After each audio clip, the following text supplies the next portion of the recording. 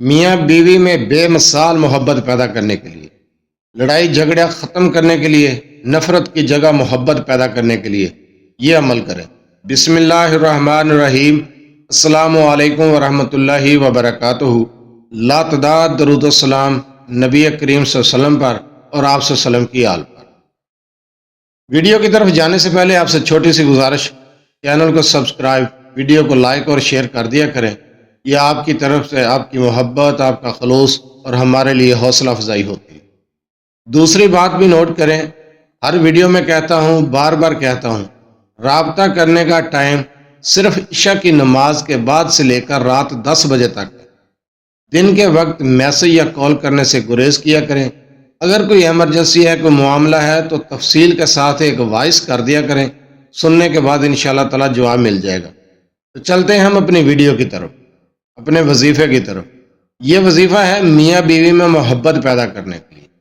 اگر دونوں کے درمیان نفرت ہو گئی ہے، محبت کی جگہ نفرت پیدا ہو گئی ہے، تو اس نفرت کو ختم کرنے کے لیے، محبت پیدا کرنے کے لیے، یا پھر دونوں کے مابین ہر وقت جھگڑا رہتا ہے تو اس جھگڑے کو ختم کرنے کے لیے، جھگڑے کی جگہ نفرت کی جگہ محبت پیدا کرنے کے لیے یہ عمل آپ بعد از نماز عشاء کریں۔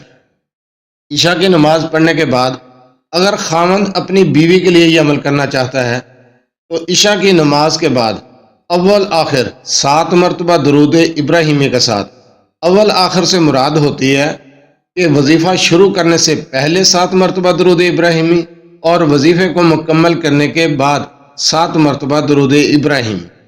اس کے درمیان میں آپ نے پڑھنا ہے 241 مرتبہ یا حنانو یا حلیمو، یا حنانو یا حلیمو، 241 مرتبہ یہ وظیفہ آپ کا مکمل ہو گیا۔ اور یہ وظیفہ خاوند اگر اپنی بیوی کے لیے کر رہا ہے تو یہ وظیفہ 41 دن کرے گا۔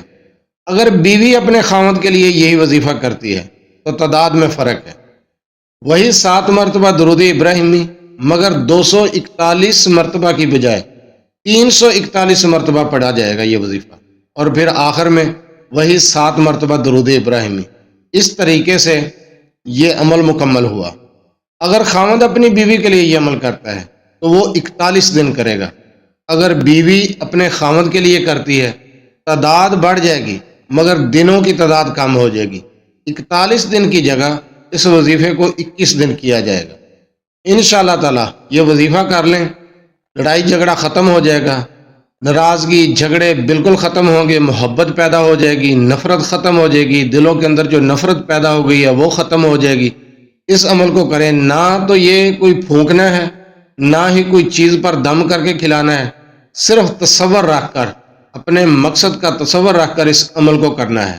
اگر عورت اپنے خاوند کے لیے کرتی ہے تو 21 دن کرے گی، اگر خاوند اپنی بیوی کے لیے یہ عمل کرتا ہے تو 41 دن کرے گا۔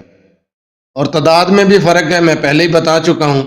اگر بیوی کرے گی 21 دن تو 341 مرتبہ پڑے گی، اگر خاوند کرے گا اپنی بیوی کے لیے تو 41 دن کرے گا، 241 مرتبہ پڑے گا۔